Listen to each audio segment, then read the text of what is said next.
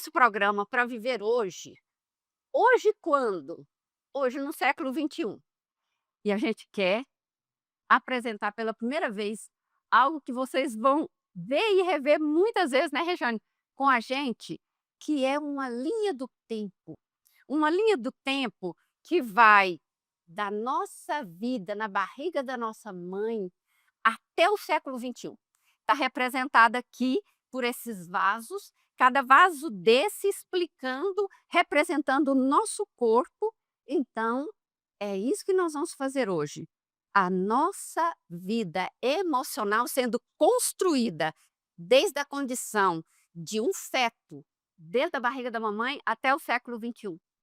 E nós preparamos tudo isso aqui de uma maneira bastante criativa para a gente falar desse desenvolvimento psíquico que a gente tem, de como que as nossas emoções fluem ao longo da vida, desde a gente dentro da barriga do útero da mãe até a vida de adulto, a adultez, o envelhecimento, dessa maneira tão inusitada.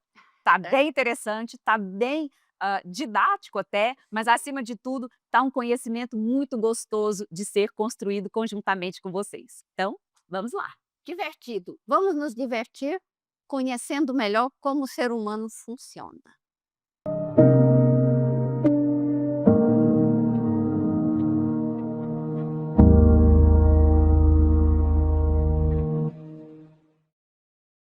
Você sabia que a nossa capacidade de amar e ser amado, de se entregar ou se proteger, de usufruir da vida amorosa, depende e é marcada pela primeira grande perda da vida que a gente teve, a perda do útero materno?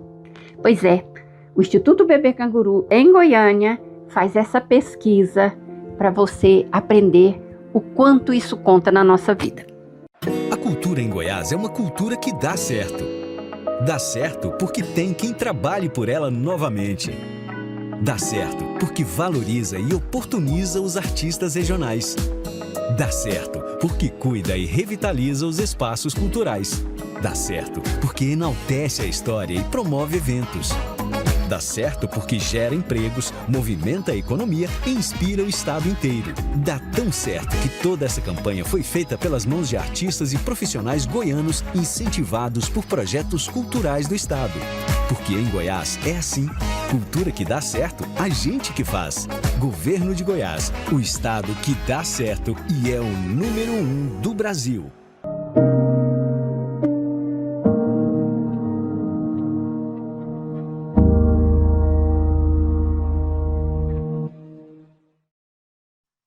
Isso aqui é psicanálise.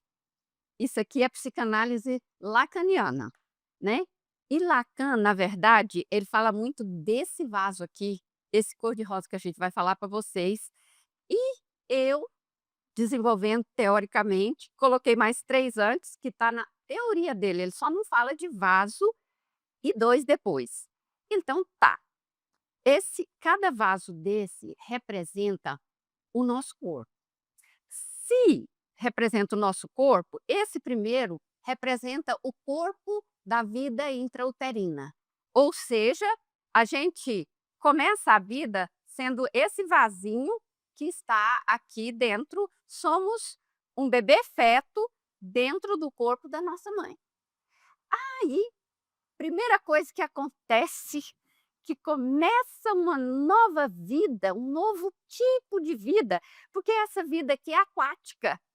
E aí, essa aqui todinha é aérea. A gente está respirando no oxigênio. Aqui a gente está parasitando um outro corpo, vivendo dentro de um corpo que nos acolhe. E vivendo de uma maneira tão total, vamos dizer assim, uma maneira em que, olha só, a cada célulazinha que nasce lá no feto, né, no desenvolvimento, lá no útero da mãe, a cada célula, ela já nasce e vai assim se preenchendo numa perfeição no sentido de não faltar nada. Não é, Luciene? A cada célula que o feto desenvolve, ele já chega, não tinha uma necessidade, ele já vem preenchido. Então, se a gente for parar para imaginar, é uma sensação de plenitude, é uma sensação de paraíso, é uma sensação de completude.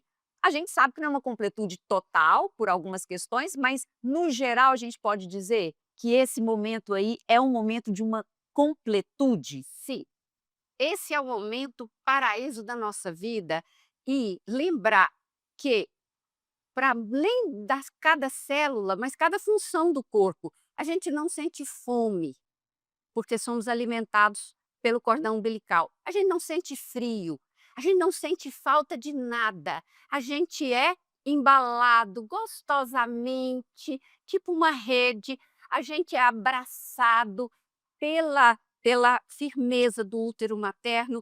Então, poder dizer que aqui é o paraíso, sim, aqui é a primeira fase da nossa vida, a primeira fase da vida de todos nós, que é perceptível um bebê feto, eu chamo de bebê feto. Hoje as pesquisas mostram que ele percebe imensamente o mundo ao redor, ele nasce reconhecendo a voz da mãe, a voz do pai, ele nasce gostando de comidas que têm os sabores de comidas que a mãe comeu. Já a gente aprende um monte de coisas dentro da barriga da mãe. E aí, nós vamos falar muito sobre essa coisa desse momento que não nos faltava nada. Isso marca toda a vida do ser humano. Eu quero dizer que exatamente esse momento aqui é um momento que a gente fica procurando por ele o resto da vida, porque a gente vai perder isso aqui. Então, quando a gente nasce, eu poderia dizer, poderia até botar aqui dentro, mas na verdade, esse corpinho aqui, ele se fragmenta, ele se desorganiza dentro de um mundo que tem uma outra gravidade, uma outra temperatura. A gente não para para pensar isso, a gente muda de planeta sem ter, como é que chama? Aquelas vestimentas para nos proteger. Sem ter um aparato de proteção, né? A gente sai desse lugar em que tinha ali tudo completo, tudo preenchido, tudo não faltando, tudo numa plenitude muito grande e de repente sai para esse impacto tão forte e eu poderia chamar isso assim de corpo fragmentado, despedaçado, não é? Isso é Corpo Lacan. da perda, né? O Lacan chama, o corpo da perda é uma bela expressão. O Lacan chama de corpo fragmentado, que o nosso corpo unificado aqui dentro, né? Eu tirei, inclusive, para falar, tá vendo? Ficou vazio. Se transformou em quê? Agora aqui já é o corpo do bebê. E esse corpo que nasceu e entrou num planeta que ele não sabe como funciona esse planeta. E a primeira respiração, que inclusive tem a ver com o nome do meu segundo livro, Angústia Nascida com a Vida, angustia. A primeira respiração, que é a primeira coisa que a gente faz ao nascer, ela enche o nosso peito, que estava cheio de líquido amniótico, quentinho, cheinho lá dentro, de vazio e dor. Queria só fazer uma colocação. Parece que nós estamos falando, sim, da gente, da nossa construção psíquica, de todo ser humano, e parece que nós estamos falando lá desse momento da vida. Mas eu queria deixar bastante ressaltado, pessoal, olha só, isso aqui, esse impacto de sair desse mundo aquático e de vir para essa entrada, para essa sensação do ar entrando, para essa sensação de perda, é um impacto tão forte que a nossa vida inteira, olha o que eu estou dizendo, hein? A nossa vida inteira vai ser marcada por aquele momento de plenitude, de completude e Isso. por esse momento de perda. Exatamente. Isso aqui é um grande marcador, grande limite. Eu tenho tudo, eu não tenho nada. E essa desorganização que a gente pensa de sensorial, né, de tudo, tô perdido, tô perdido. A gente vai ter, então, 4 maneiras de se reorganizar, de voltar a sentir melhorzinho, sabe?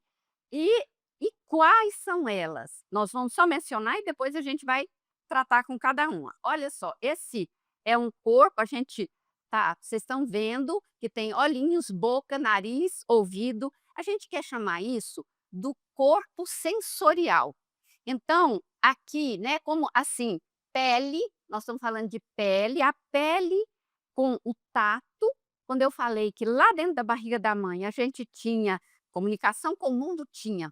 Mas agora fora, esses são pontos de conexão para a gente agora se conectar com o mundo externo. Ou eu estou vendo, ou eu estou escutando, ou eu estou falando com o mundo, eu estou cheirando, eu estou tocando.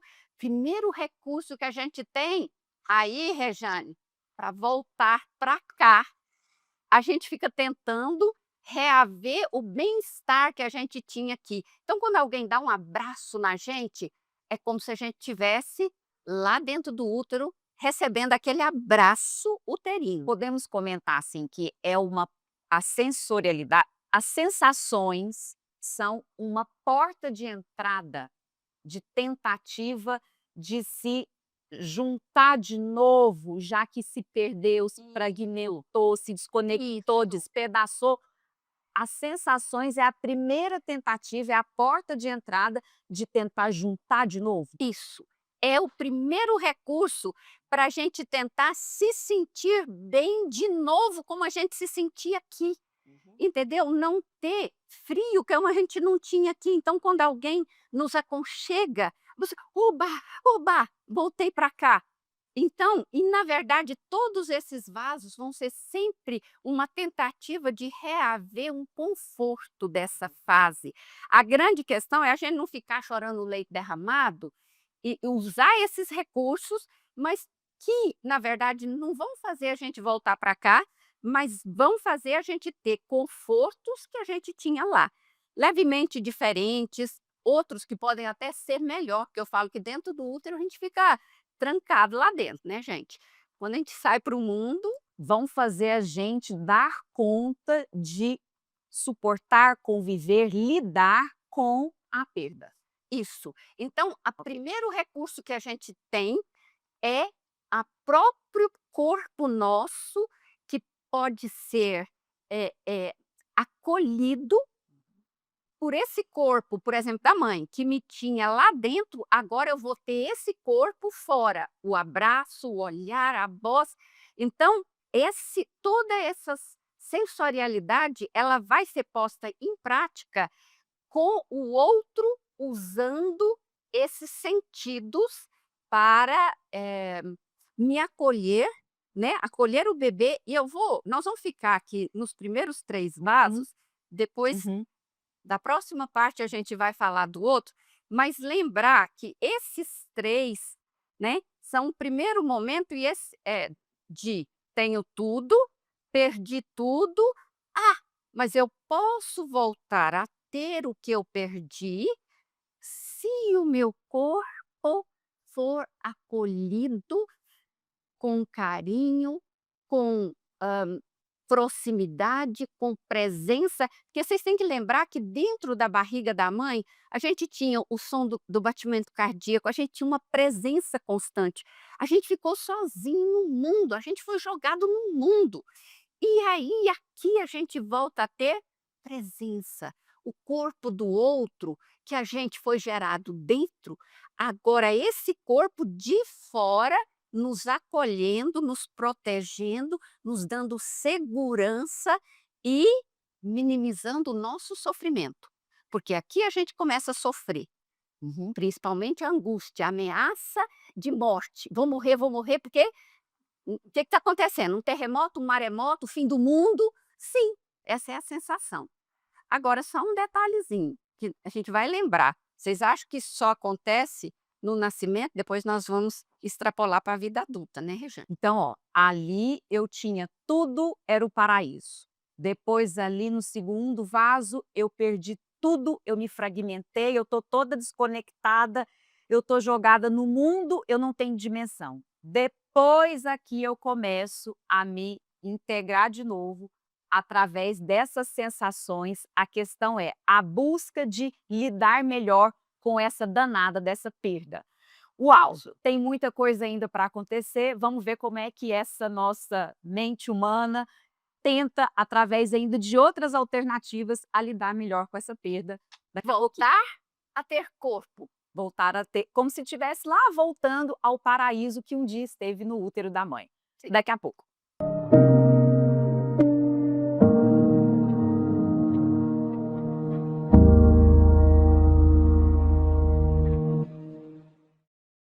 Em um mundo que muda cada vez mais rápido, muitas respostas parecem se perder. Mas há ideias que resistem ao tempo e nos ajudam a encontrar sentido, direção e respostas para a vida, aqui e agora. A Nova Acrópole é uma organização internacional presente em mais de 500 cidades e 50 países, com milhares de voluntários atuando diariamente em projetos filosóficos, culturais e sociais. Somos uma escola de filosofia, inspirada no modelo clássico das escolas do Oriente e do Ocidente, onde se aprendia não só a conhecer, mas a viver o que se aprende. Nossa filosofia é prática, é convivência, é transformação. É por isso que promovemos a cultura como expressão da alma humana e praticamos o voluntariado como forma concreta de construir todos os dias um mundo melhor. Aqui, cada aula é uma jornada de autoconhecimento, cada ação voluntária, um gesto de solidariedade, cada encontro, uma oportunidade de transformar o mundo, começando por nós mesmos.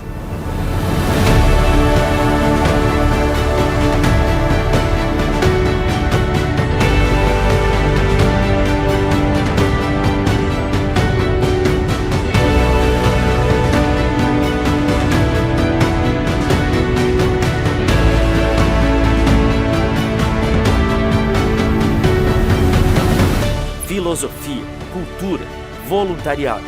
Nova Acrópole, escola de filosofia que promove a cultura e pratica o voluntariado.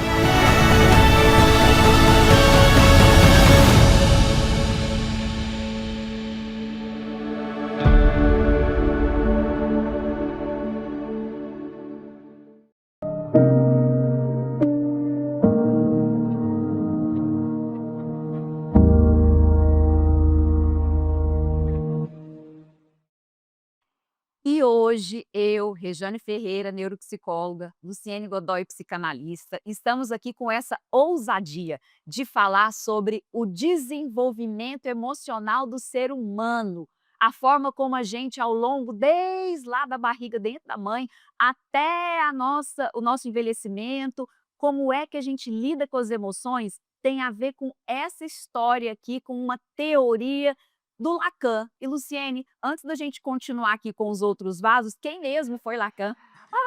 Pois é, quem foi Lacan? Quem é Lacan? Lacan é um psicanalista francês, ele morreu em 1981, ele é muito atual, ele é freudiano, ele estudou na escola do Freud, ele é super freudiano, mas ele foi além, ele é sofisticado, é considerado o psicanalista top, mais sofisticado da história da psicanálise. E é o psicanalista que eu estudo, a linha que eu trabalho. E como eu disse antes, esse vaso cor-de-rosa é um vaso que ele apresenta e ele fala o seguinte, que esse vaso, né, então a gente já falou dos 3 primeiros, muito ligados ao corpo, e esses 3 aqui são ligados à relação humana, né? Nós estamos começando da origem e depois nós vamos para a vida adulta, mas a ideia é que a partir de agora a gente vai pensar nesse bebê que se relaciona.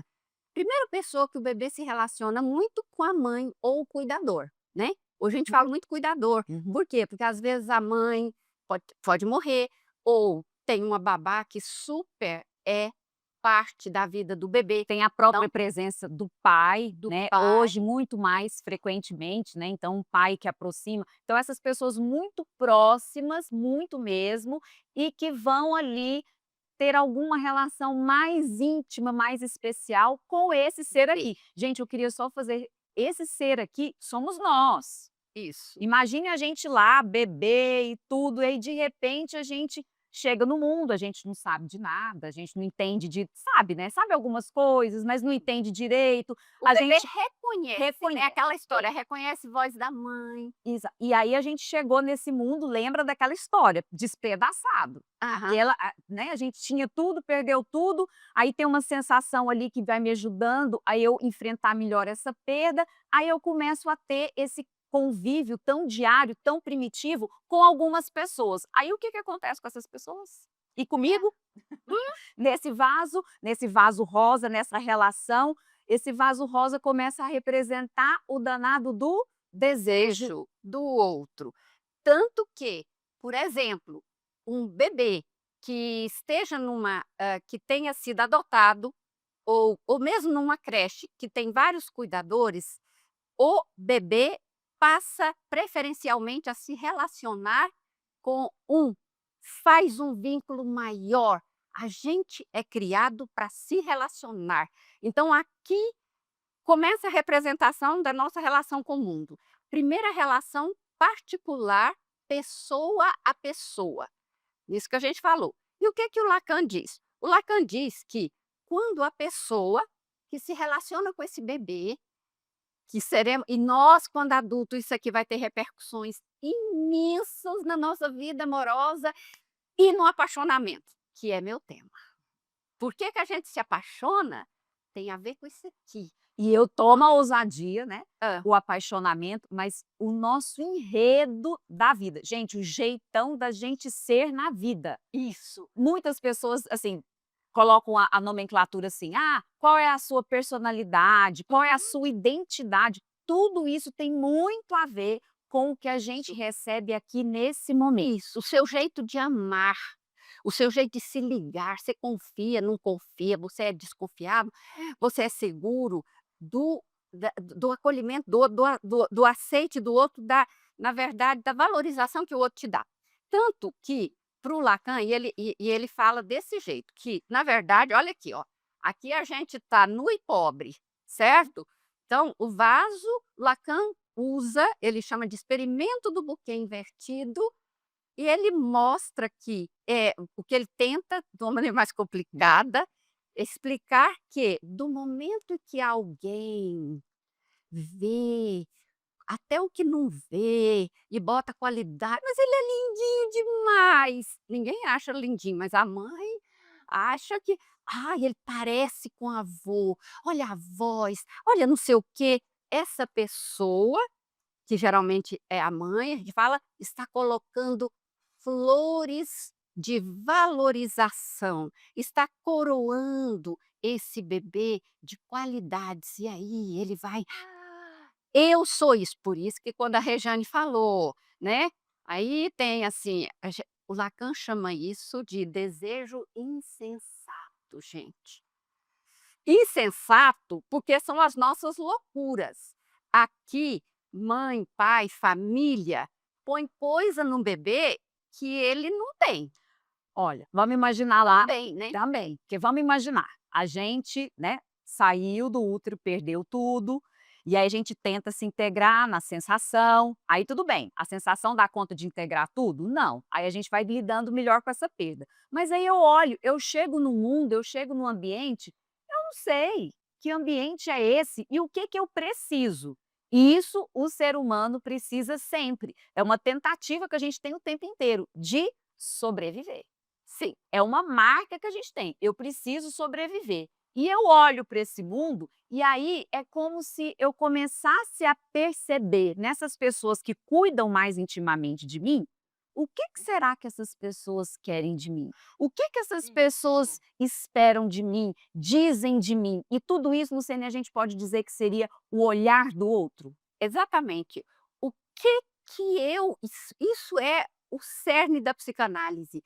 O que que eu tenho que fazer para agradar o outro e ele me amar, me proteger, me ajudar a sobreviver. Aí vocês podem falar assim: "Ah, não acredito que um bebê sabe dessas coisas". Pois é, nós vamos mostrar para vocês, nós estudamos aqui pesquisas avançadas para mostrar o tanto que aquele danadinho é competente. Bebê nasce no primeiro dia, nós temos pesquisas a partir de 24 horas de nascimento do bebê. A gente só não pode pesquisar bebê nas primeiras 24 horas. Depois nós vamos contar tudo isso, né? Mas a ideia é que o bebê sabe quem é que está ligado nele e ele se liga. Para quê?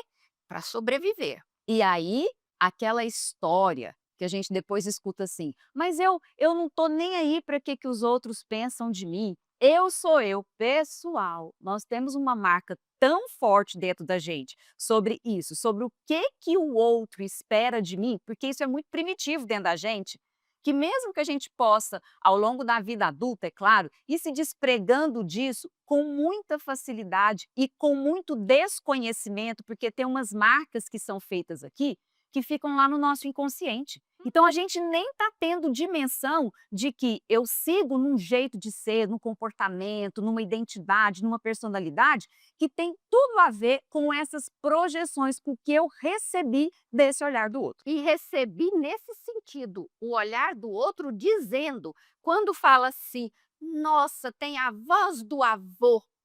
Aí a gente vai pela vida achando que a gente tem a voz do avô, ou a inteligência do pai. E aí, gente, a gente se torna escravo dessas qualidades, não, dessas características. E aí, isso é muito, se fica inconsciente, a gente luta por aquilo feito louco, sem saber. Então, eu tenho que ser inteligente, eu tenho que ser inteligente, eu tenho que ser inteligente. Não, às vezes a gente é inteligente, às vezes a gente é burrinha, às vezes a gente vê. Mas aqui é uma maneira fixa de ser. Por quê? Porque quando a gente tenta deixar essas características, a gente sente uma ameaça como se o outro fosse nos abandonar. Então, esse vaso aqui, o amor, paixão, apaixonamento está aqui representado, e é por isso o pavor que a gente tem, porque se tirar o encantamento do outro, eu volto para o despedaçamento, na verdade. Exato. A não ter valor.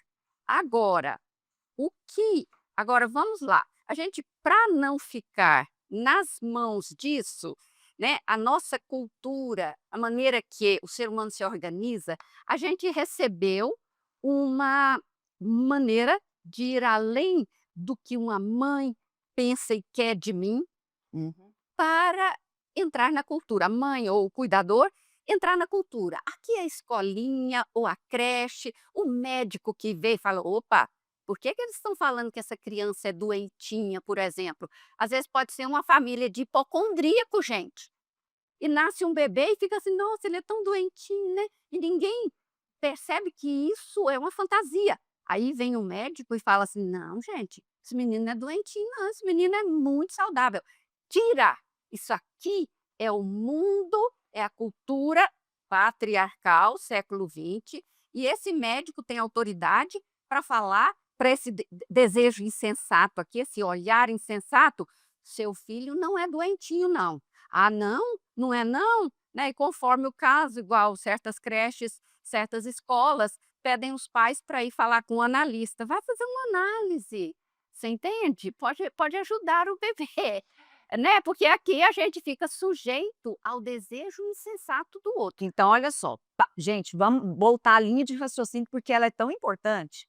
A gente tinha tudo, era paraíso, sai do paraíso, perde tudo. Tudo isso é uma tentativa da gente sobreviver neste mundo.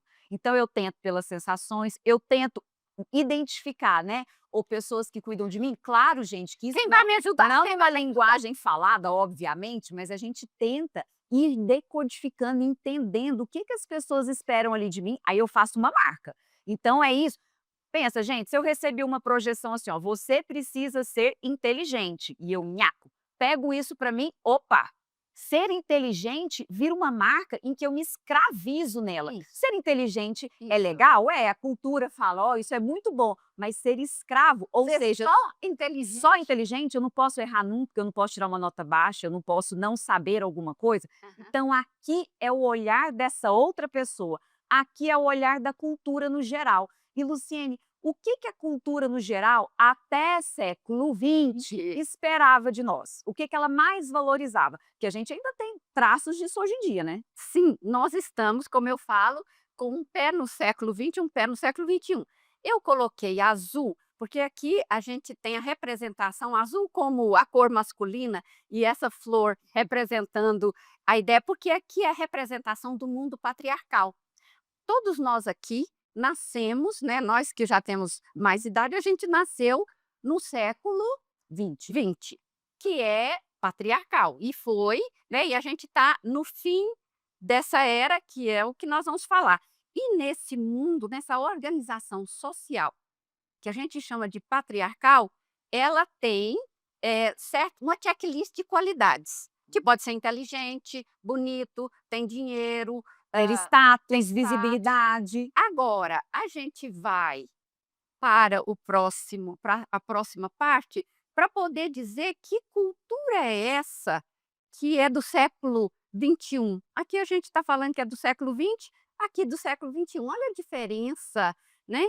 Olha bem direitinho e espera um minutinho que a gente vai explicar essa diferença, Essa possibilidade.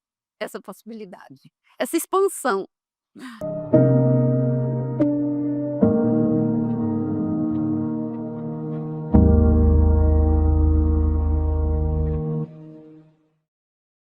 Você sabia que a nossa capacidade de amar e ser amado, de se entregar ou se proteger, de usufruir da vida amorosa, depende e é marcada pela primeira grande perda da vida que a gente teve, a perda do útero materno? Pois é, o Instituto Bebê Canguru, em Goiânia, faz essa pesquisa para você aprender o quanto isso conta na nossa vida. A cultura em Goiás é uma cultura que dá certo. Dá certo porque tem quem trabalhe por ela novamente. Dá certo porque valoriza e oportuniza os artistas regionais. Dá certo porque cuida e revitaliza os espaços culturais. Dá certo porque enaltece a história e promove eventos. Dá certo porque gera empregos, movimenta a economia e inspira o estado inteiro. Dá tão certo que toda essa campanha foi feita pelas mãos de artistas e profissionais goianos incentivados por projetos culturais do estado. Porque em Goiás é assim. Cultura que dá certo, a gente que faz. Governo de Goiás, o estado que dá certo e é o número 1 do Brasil.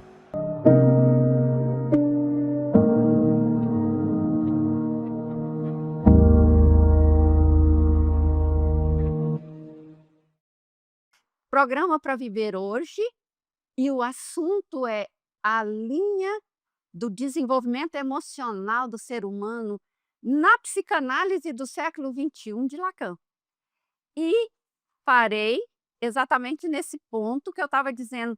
Esse vaso aqui, ele representa um modo de vida, um modo de laço social que a gente fala, né? De maneira que as pessoas se organizam, que a gente chama de patriarcal. Ah, patriarcal por quê?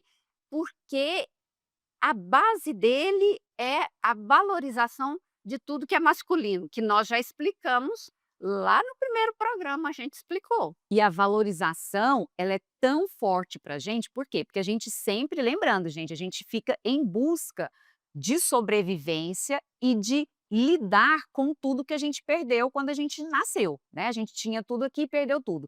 E aí, nesse momento aqui, desse vaso azul, na verdade, que é o vaso dessa cultura, essa cultura mais padronizada, que a gente viveu até o século XX, aqueles valores, né, gente, que são tão fortes e que a pessoa às vezes também passa, às vezes não, passa uma vida em busca disso cegamente, Isso. pagando altos preços. Eu pago altos preços para ter esse valor de dinheiro, de beleza, de inteligência, de grandes alcances e tudo. Por quê? Porque isso me faz sobreviver mais. Eu não sei se é sobreviver melhor, mas pelo menos parece Por quê? sobreviver Porque mais. para sobreviver numa determinada sociedade, eu tenho que ter valores daquela sociedade.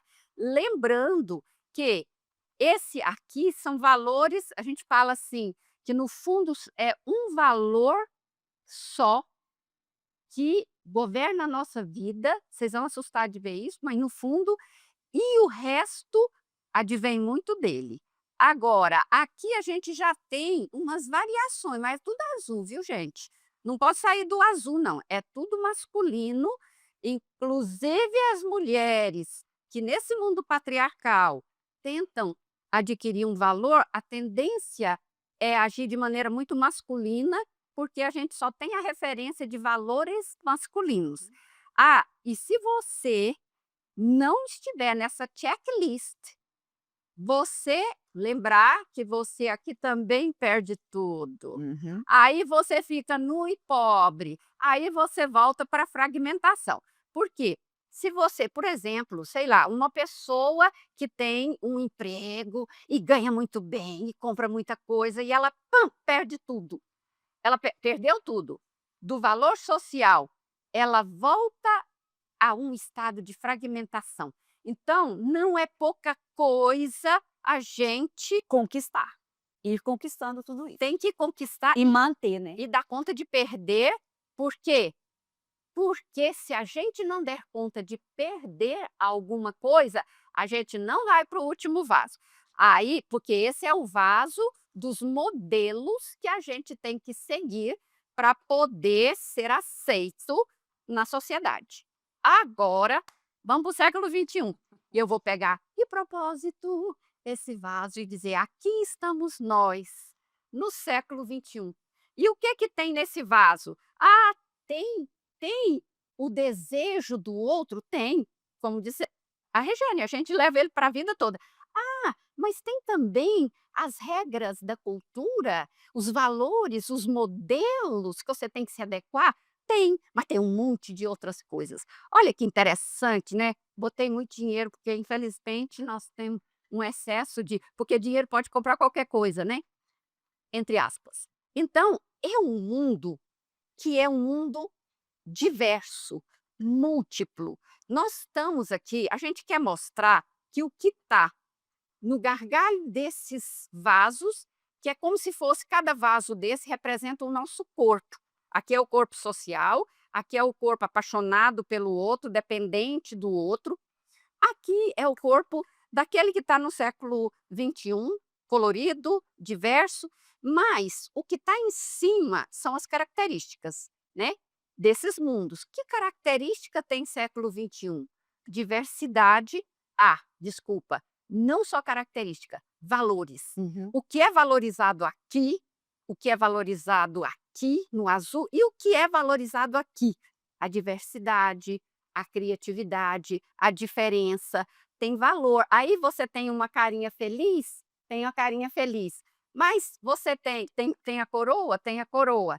Então, Olha só, Luciana, um dado bem que eu acho que é bem legal.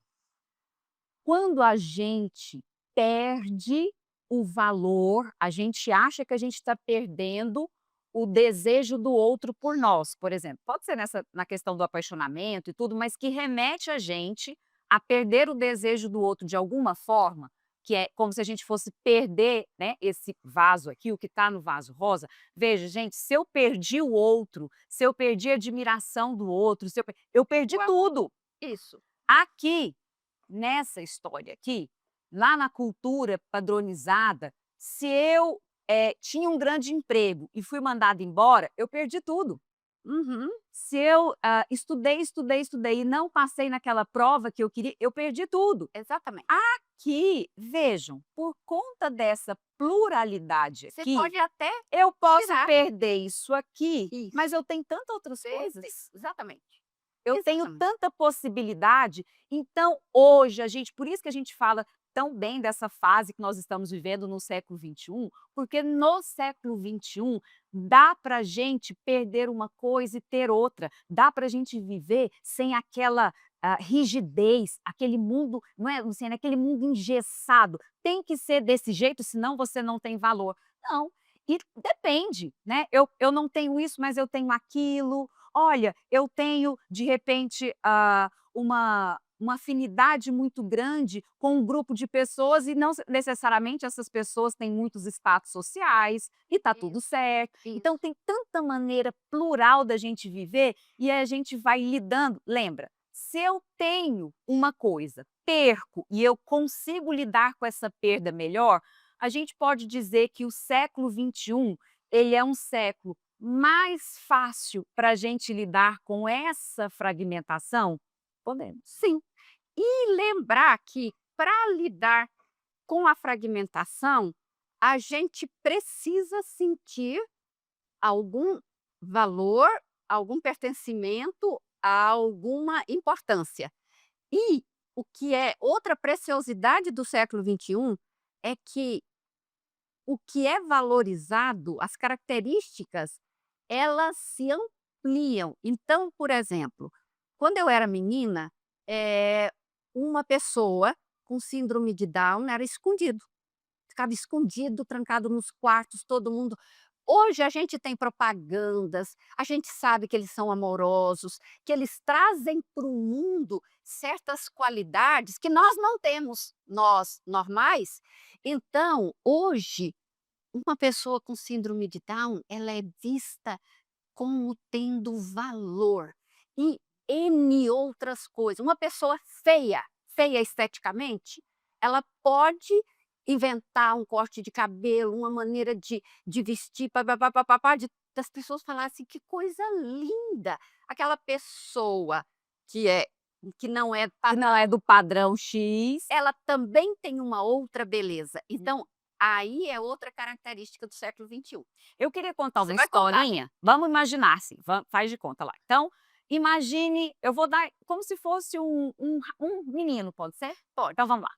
O menino tá lá dentro da barriga da mãe, a mãe desejando, ele é o filho mais velho, então ela fazendo toda aquela sensação de: "Ai, que beleza", e ela já sabe, né, tem ultrassom hoje em dia, então ela já sabe que é um menino, nem ultrassom, né, hoje em dia faz pelo sangue tão rapidinho, é um menino. E vamos imaginar que essa mãe seja uma mãe aqui, ó, desta, muito conectada com os valores daquela cultura padronizada.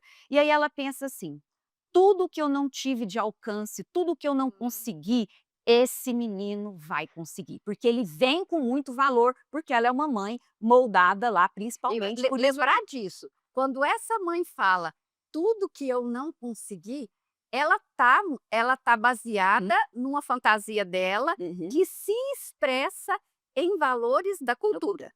Não, é porque essa frase é muito: "Olha, eu não quero que o meu filho", vamos levantar a lebre, né, Uhum, minha uhum. querida. "Eu não quero que o meu filho sofra o que eu sofri, eu quero que o meu filho tenha o tudo que eu não tive". Pois é, né, o anúncio da catástrofe. Por quê? Por quê? Porque a gente tem que lembrar, cada um de nós, e nós estamos aqui é para dar informação, pra vocês lembrarem que a vida do seu filho é outra, que o tempo é outro. Então, aí você contextualiza e pensa no seu filho, para de pensar só em você. Só Será que isso é bom para ele ou não é, né? Aí Apaixonado não aí ó, imagine só, eu vou dar primeiro essa possibilidade, então a mãe veio gente com esse aí nasce o bebezinho lá, nasce e perdeu tudo, não sabe onde está, tem que estar se sentindo todo desesperado internamente, exatamente. corpo despedaçado. Aí ele recebe aqui, né, Se se situa no situa, é acolhido, sente, decodifica, sente ele sentir, mas decodifica ainda mais, né, sabor, sons e tal. Muito bem, então ele já, ufa, deu uma sobrevivência assim de ai, ai, ai, ok. Aí vem e aos poucos ele começa a entender melhor o olhar dessa mãe em cima dele. E aí essa mãe isso, fala assim: "Meu filho", sem falar, gente, né, falando, mas o jeito que ela lida com essa isso. criança, ela vai dando a entender para essa criança assim, ó: "Você veio ao mundo para ser muito inteligente, muito capaz. Eu vejo em você muita inteligência, muita coragem. Você vai desbravar, você vai salvar toda a nossa família". Vamos imaginar. O rapaz, crau, ele pega isso com ele, e aí, de fato, ele tem essa capacidade de inteligência e tudo, e aí ele vai para uma cultura que enaltece isso ainda mais. Aí ele vem para uma cultura e fala: "Fulano de tal, você é o cara, então que maravilha". Aí ele tem um grande alcance, ele trabalha pra caramba, Só que aí, aos poucos, isso aqui está tão pesado, porque ele conquista várias coisas, e ele começa a perceber, Luciene, que ele está muito sufocado, ele está muito cansado, ele não sai do burnout, ele se sente assim: "Nossa, mas se eu abrir mão do que eu ganho, do que eu faço, de tudo, se eu abrir mão disso tudo", ele não entende isso conscientemente, Aham. mas se eu me perco, eu me despedaço de novo, eu quebro um pacto que eu fiz inconscientemente lá de sobrevivência com o Sim. que minha mãe projetou em mim. Então eu Isso. tenho que ser essa pessoa, e tem pessoas que topam perder até a vida em nome de não abrir mão desse Isso. pacto. E Até chegar um momento que essa pessoa começa a olhar para o lado, ele se tornou um grande empresário. Aí ele tem um colega, um amigo que também é um grande empresário, e fala assim: "Fulano, você sabe que eu tenho gostado tanto de jogar dominó?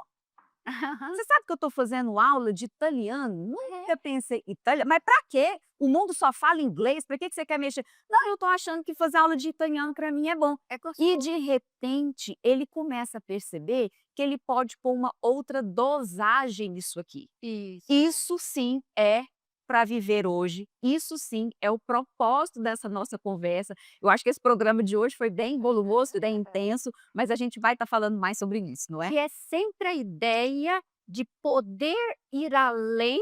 Esse vaso é o vaso do mais além, que a gente pode ir além de todas essas condições, tendo todas elas, na verdade, representadas lá. Aonde? Hoje, no século XXI, tema do nosso programa. Presente para vocês viverem melhor. Até o próximo episódio.